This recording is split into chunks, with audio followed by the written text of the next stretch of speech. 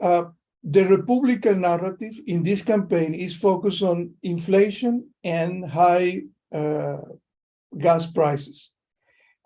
Even the Senator Richard Scott has been blaming President Biden for inflation, for high gas prices. Could you address these kitchen table issues for our readers? Yes, thank you, Jesus. Thank you for having me. And inflation obviously is a concern for everybody because the cost of food and the cost especially of energy has gone way up. And people are paying now about $4.40 a gallon for gas at the pump in Colorado. And that's a very high price for people to pay. I think it's important for people to understand that we have about a 9.1% inflation rate.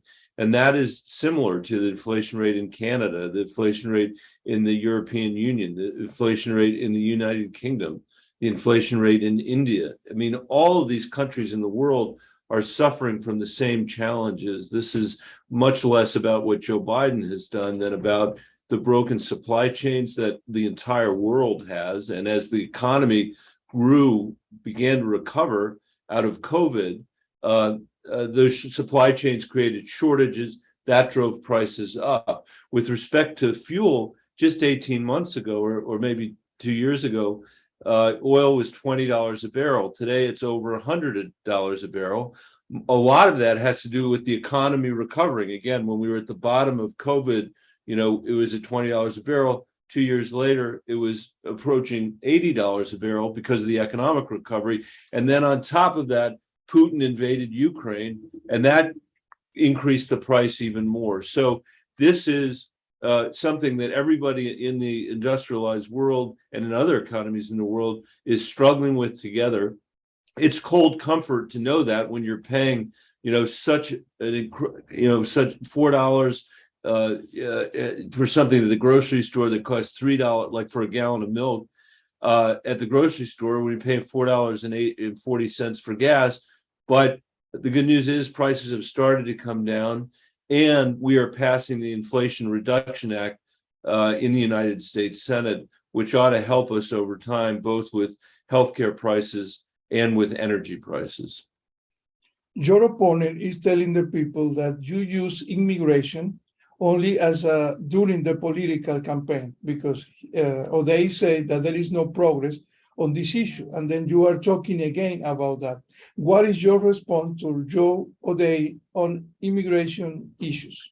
My response is that I've been working on immigration issues since I was superintendent of the Denver Public Schools almost 20 years ago, when I was encountering students who were becoming freshmen in high school and were realizing for the first time in their lives that they weren't going to be able to go to college because they weren't citizens, and they had to pay an additional amount of money to be able to go to college in Colorado. We worked to get that state law changed in Colorado almost 20 years ago to make sure that Dreamers could have in-state tuition. And I have worked on immigration from the day I walked into the Senate until today. I was part of the Gang of Eight who wrote the immigration bill in 2013, 4 Democrats and 4 Republicans.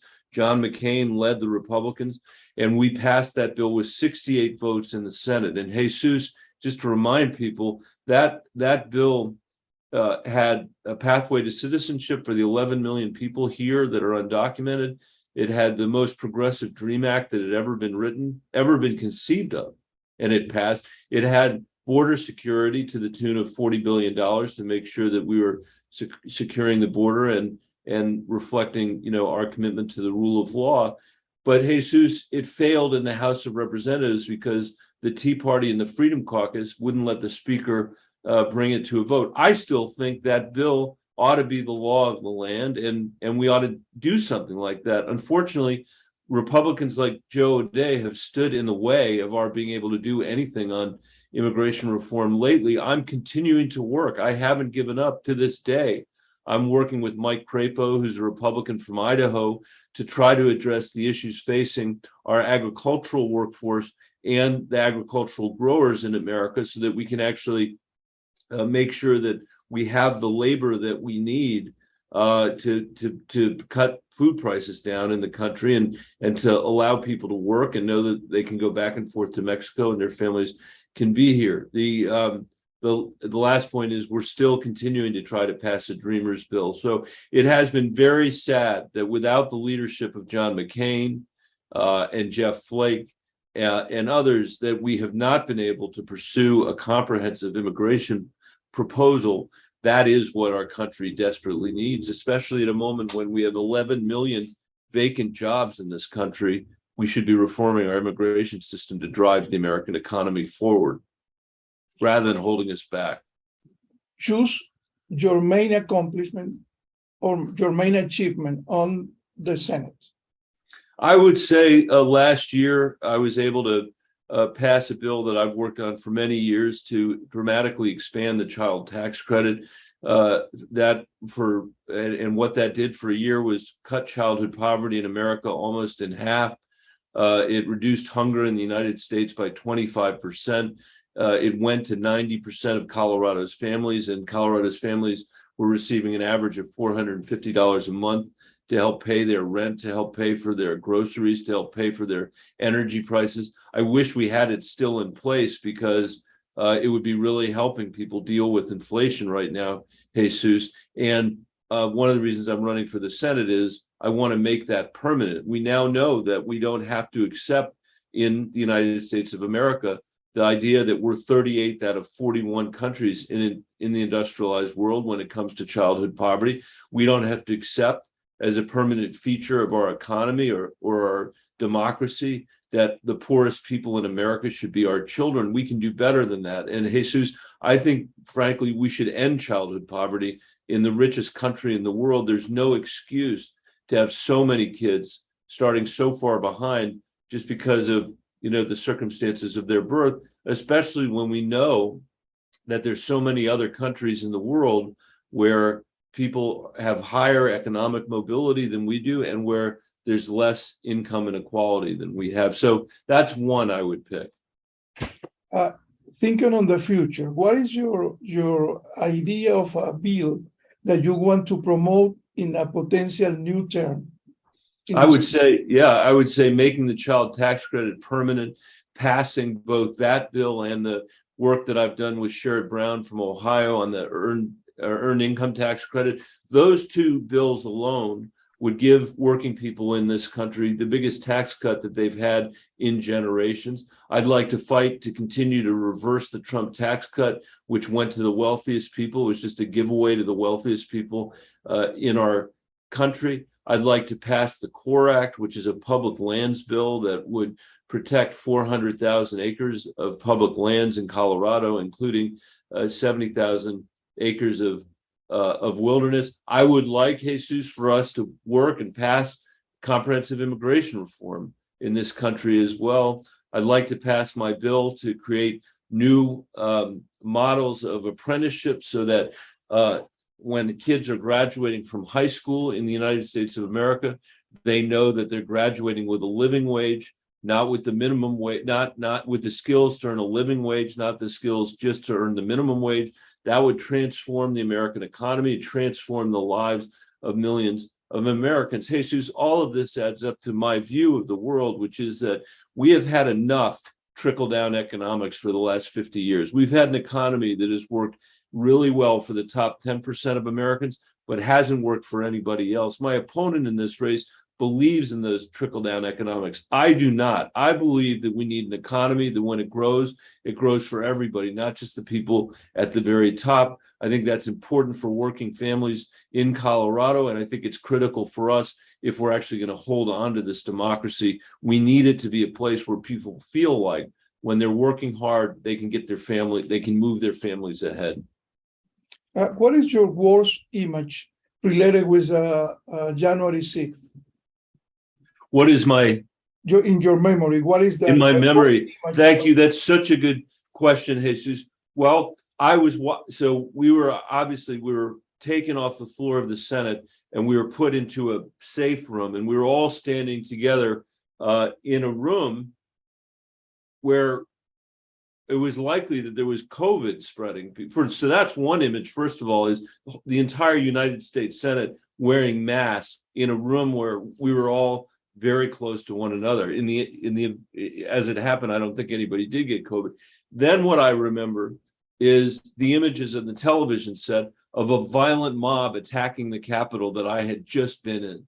A violent mob with racist T-shirts attacking the Capitol and stabbing police officers with the American flag. And what I remember thinking was two things, Jesus. One thing was, I can't even imagine what our adversaries are going to do with this image of the US Capitol being invaded by an angry mob. What are they going to say about this in Russia? What are they going to say about this in China? What are they going to say about this in Iran? And of course, ever since that happened, ever since Donald Trump caused that invasion of the United States Capitol, that is what our adversaries have said. They've said to the rest of the world, you cannot depend on America because look at the violence in their own capital. You can't believe in democracy because look at the violence in their own capital. And so that was my first thought. But my second thought, and the thing I remember most of all, is my parents were immigrants. My mother was an immigrant to this country, and her parents were immigrants to this country. And they were Polish Jews who survived the Holocaust in World War II. And they stayed there because my grandfather didn't want to leave his extended family behind. And everybody was killed except my grandparents, my mom, and an aunt. And after the war was over, they went to Sweden for a year. And then they went to Mexico City for a year. And then they finally came to the one country in the world where they thought they could rebuild their shattered lives. And that was the United States of America. My mother was the only person in the family who could speak any English at all. She enrolled herself in elementary school in New York, and they lived the American dream. What I was thinking about on that day was all the people in the world who were similarly situated in some sense to my mom and to my parents, who were subjected to violence, subjected to corruption, subjected to persecution, subjected to intolerance, for whom the hope of democracy and freedom is the United States Capitol. And for them to see that assault, that invasion, what I worried about was that hope would flicker out in them, that they would lose that sense of hope. And that's what I think about every time I think about January 6th. I don't think about the danger that we all were in, although we were in a lot of danger. That's what I think about. One thing that you want to, or you like to do when you have free time? One thing. One thing is I like to hang around with my daughters and my wife. My daughters were, when I got in this job, they were 9, 7, and 4, Jesus, and today they're 22, 21, and 17. So every second that they give me is a precious second. Can you tell us one song that you have in your playlist, if you have a playlist? I don't really have a playlist, but I would say that I have always liked the Neville Brothers because my wife and I, Susan, met at a Neville Brothers concert. That was the first date we ever had. One dish that you want to cook, or do you like to cook? I love to cook. I cook an whole chicken baked in aluminum foil. It's an Indian recipe from Madhur Jaffrey. The recipe is available on my website. I often cook it for New Year's as a turkey, not as a chicken.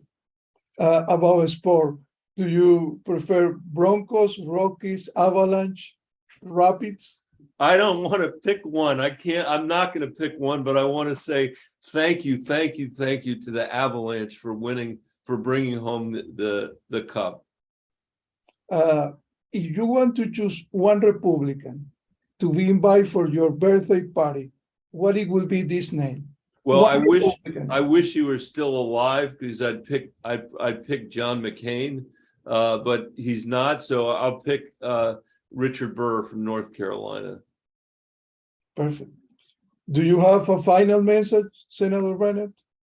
I would say my final message is we need an economy in America and in Colorado that when it grows for everybody, not just the people at the very top, and that we can do that. And that in the Senate this week, just this week alone, the work that we're doing to bring back America's semiconductor industry from Taiwan, the work that we're doing to pass the reconciliation package, to cut drug prices for seniors in our country, and to make sure that we make this transition to renewable energy in a way that makes sense to the American people, gives me hope that actually we're turning the page on the trickle-down economics that started when Ronald Reagan was president, has made this economy so unfair that we were willing to elect a tyrant to be president, somebody who said, I alone can fix it. You don't need a democracy. You don't need the rule of law. We don't need immigration in this country. We need to turn the page on that politics, create a politics that when the economy grows, it grows for everybody. Parents and grandparents can see that their kids and their grandkids are going to live a better life than the life they lived. I think we can do that. And I think if we do that, we will save this democracy. Thank you, Senator Bennet. Thank you, Jesus, for having me. I appreciate it very much.